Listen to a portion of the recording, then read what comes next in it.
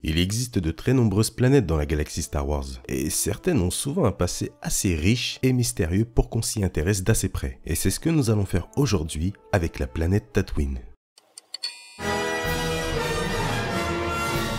Comme raconté très rapidement dans le Star Info sur les Rakata, la planète Tatooine n'a pas toujours été dans cet état-là. Bien avant les fortes chaleurs, Tatooine était un monde magnifique, mais surtout rempli d'énormes océans et de forêts sublimes. C'est dur à croire aujourd'hui lorsque nous voyons la planète, que ce soit dans le canon ou dans le légende. Mais avant, tout était différent. Remontons un peu plus loin, un peu plus de 25 000 ans avant la bataille de Yavin. À cette époque, la planète n'était pas du tout peuplée par des Tusken, des Jawa, des Rodiens, des Hutt, etc. Pour vous dire, les Tusken et les Jawa n'existait pas encore. La planète avait comme peuple principal les Kumonga. Je vous mettrai à l'écran comment ça s'écrit. Une espèce à cette époque très avancée sur la technologie, notamment sur les vols spatiaux qui leur permettaient de voyager sur différents mondes. Ça peut sembler bête aujourd'hui, mais à cette époque, donc comme je l'ai dit un peu plus de 25 000 ans en arrière, avant Yavin bien sûr, eh bien très peu d'espèces avaient la chance de pouvoir développer ce genre de technologie. Donc les Kumonga ont commencé à voyager sur divers mondes pour explorer tout simplement. Mais malheureusement pour eux, à cause de cette technologie, ils ont attiré une espèce extrêmement dangereuse, et même l'espèce la plus dangereuse de la galaxie à cette époque, l'Empire Rakata. Les Rakata qui avaient en plus de ça senti la planète Tatooine à travers la force, je vous conseille quand même mon Star Info sur les Rakata pour mieux les comprendre. Bref, une fois l'Empire Rakata arrivé sur Tatooine, ils ont fait ce qu'ils font de mieux, ils ont envahi la planète Tatooine et ont asservi les Kumonga, donc ils les ont transformés en esclaves. Mais un peu plus tard, lorsque les Rakata ont commencé à s'entretuer et ont par la même occasion été touchés par une maladie mystérieuse, les Kumonga en ont profité pour briser leurs chaînes, se libérer et se rebeller avec d'autres espèces contre l'Empire Rakata très affaibli. Il faut tout de même signaler que les Kumonga n'étaient pas la seule espèce esclave des Rakata, il y en avait des milliers d'autres. Le gros problème dans tout ça, malgré l'affaiblissement énorme des Rakata, ils n'ont pas voulu se laisser faire comme ça. Et ils ont tout fait pour se venger de cette rébellion, notamment sur les Kumonga. Et c'est à ce moment-là que les Rakata vont faire quelque chose qui changera à jamais l'histoire de la planète Tatooine. Ils se sont placés au-dessus de la planète et ont déclenché un bombardement orbital. Et la chose à savoir, c'est que le sol de la planète Tatooine, comme le sol de milliards d'autres planètes dans la galaxie Star Wars, était composé d'une substance appelée la silice, une substance qui existe réellement en plus. Bref, lorsque le bombardement a touché toute la planète, déjà bien sûr ils ont détruit tout ce qu'il y avait à la surface, mais surtout le sol composé donc de silice s'est solidifié à cause du bombardement pour devenir du verre. Et ce verre s'est ensuite décomposé, il s'est émietté petit à petit pour finalement devenir du sable. Le bombardement a bien sûr aussi détruit toutes les forêts et asséché tous les océans de la planète. Et avec le temps, forcément, avec un sol composé uniquement de sable, bien aride, rien ne pouvait réellement pousser. Tout n'était plus qu'un énorme désert aride. Rajoutez à cela les deux célèbres soleils de Tatooine appelés respectivement Tattoo 1 et Tattoo 2 qui réchauffaient énormément le climat. Vous vous rendez compte, la planète n'avait plus aucune forêt luxuriante ni d'énormes océans. Et pour dire, la fameuse mer des dunes que vous connaissez tous, eh bien, avant qu'elle ne devienne la mer des dunes, il y avait un énorme océan à la place. Finalement, ce changement de climat soudain, mais surtout très extrême,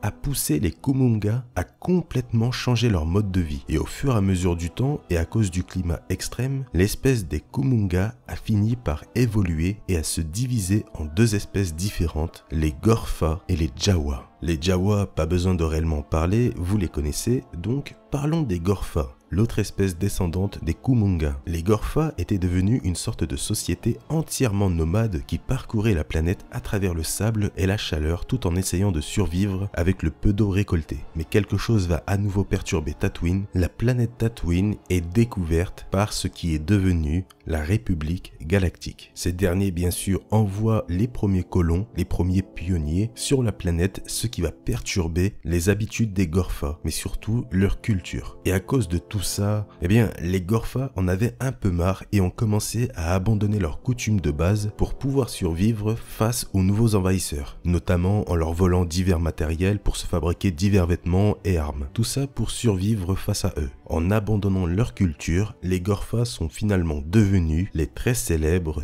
Tusken, et ils ont débuté une guerre face aux colons envoyés par la République sur Tatooine. Quand je dis guerre, c'est plus un petit conflit qu'une réelle grosse guerre. Finalement, les Tusken et les Jawa proviennent en réalité d'une seule et même espèce dans le légende. Et c'est notamment à cause des premiers colons envoyés par la République que les Tusken deviendront très violents avec ceux qui envahissent leur territoire. Et bien sûr, ils abandonneront leurs anciens langages pour celui que vous connaissez aujourd'hui avec des grognements. C'est à ce moment-là que les hommes des sables sont nés. Plus le temps avançait bien sûr, et diverses espèces profiteront de l'occasion pour migrer vers la planète Tatooine. Et notamment la très grande société Zerka, des fabricants d'armes et de droïdes, très connue dans la galaxie. D'ailleurs, les Tusken les détestaient énormément parce qu'ils envahissaient leur territoire. Avec tout ce monde, bien sûr, le commerce et les villes ont commencé à voir le jour, notamment la très célèbre ville de Mos Eisley, mais aussi Mos Gamos et Mos Espa, avec bien sûr la capitale de Tatooine appelée Bestin. Malheureusement, avec tout ça, Tatooine devenait un lieu très mal fréquenté et même dangereux, puisqu'il n'y avait aucune autorité, surtout après le départ de la société Zerka qui avait eux-mêmes instauré un minimum d'autorité. Mais ce n'était plus le cas, et les lieux étaient contrôlés uniquement par des criminels, chacun de leur côté faisant ce qu'ils veulent. C'était très mauvais. Mais finalement, un groupe de criminels sort du lot et décide d'unir tous les criminels et bien sûr d'être leur chef, d'être l'autorité on va dire. Ce groupe s'appelait le cartel des Hutt. C'est à ce moment-là, lorsque les Hutt sont arrivés, qu'ils ont pris le contrôle de la planète. Là maintenant, on arrive finalement au Tatooine que tout le monde connaît avec son lot de criminels, d'esclaves, etc. Il faut savoir que les bases racontées juste avant sont aussi canons pour la plupart. La seule différence avec le légende, c'est l'absence de l'espèce des Kumonga, le lien entre les Jawa et les Tusken, et la raison du pourquoi Tatooine est un désert pour le moment. C'est les trois choses qui manquent dans le canon par rapport à Tatooine. Mais son passé au niveau de son climat, eh bien dans le canon, c'est la même chose que dans le légende. Il y avait des forêts, des océans. La seule différence, c'est juste que dans le canon, on ne sait pas encore pourquoi les océans et les forêts ont disparu. Voilà, je préfère le dire pour éviter dans les commentaires les personnes un peu perdues qui me demandent « Mais attends, ça c'est canon ou légende ?» De toute façon, sur la vidéo, c'est affiché quand c'est canon, légende ou les deux. Et tiens, d'ailleurs, puisqu'on en parle, les événements que je vais aborder maintenant sont canon comme légende. Les histoires n'ont pas bougé, avec notamment l'arrivée d'une Hutt criminelle appelée Gardula la Hutt. On va revenir à elle dans quelques instants puisqu'elle est importante d'une certaine manière. Par la suite, un ordre de moines religieux va s'installer sur la planète et ils décideront de construire un monastère sacré pour s'isoler du reste de la civilisation. Mais malheureusement pour eux, ce monastère sera finalement pris par un autre Hutt que vous connaissez tous très bien, Jabba Dezelidjik, appelé le plus souvent Jabba le Hutt. Il transformera le monastère en palais personnel. Comme je vous l'ai dit plus haut, depuis que le cartel des Hutt est arrivé sur la planète, les Hutt ont pris le contrôle de Tatooine.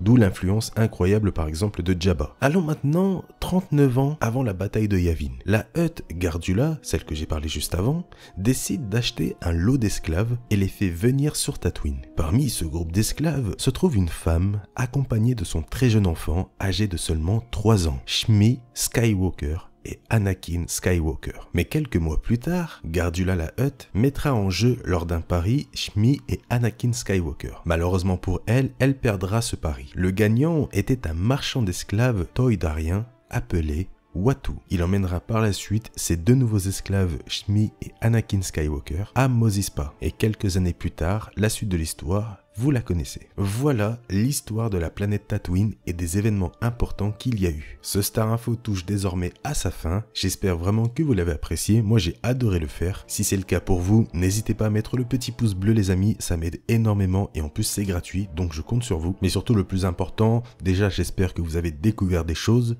que vous ne saviez pas. Si c'est le cas, n'hésitez pas à me le dire dans les commentaires et à me dire qu'est-ce que vous avez pensé de cette vidéo. Si vous avez des questions, etc. sur le sujet de cette vidéo, il n'y a pas de souci. Et bien sûr, si vous avez envie de vous abonner, c'est comme vous voulez, je vous laisse le choix, mais ça me ferait très plaisir. Et comme d'habitude, si vous avez un peu de temps à perdre, dans la description, il y a le lien YouTube de la chaîne. Si vous voulez me soutenir gratuitement, c'est par là que ça se passe. Sur ce les amis, je vous laisse. Merci à tous d'avoir regardé ce Star Info, ça me fait très plaisir. Je vous souhaite une bonne soirée ou une bonne journée. Prenez soin de vous. Salut!